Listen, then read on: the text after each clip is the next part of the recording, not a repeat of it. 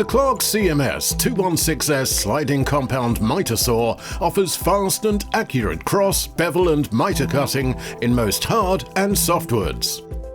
It features a laser guide to give the user an accurate preview of the saw blade path. The CMS216S features a large rotating and lockable table, allowing the cutting of stock up to 340 mm wide and 65 mm thick.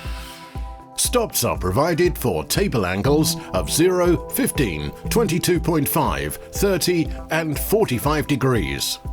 A depth stop is provided to enable simple and accurate trench or dado cuts. The head can be tilted to the left by up to 45 degrees for bevel or compound mitre cutting. And the solid base can either be screwed or bolted to a bench using the mounting holes in the feet, or used portably for site work.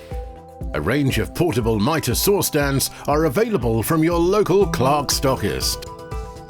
The CMS216S comes supplied with an 8.5-inch or 216mm 24-tooth wood cutting blade, blade safety guard, dust extraction outlet, dust bag, adjustable supports for larger workpieces, dual sliding rails for a smooth sliding action, and a work clamp.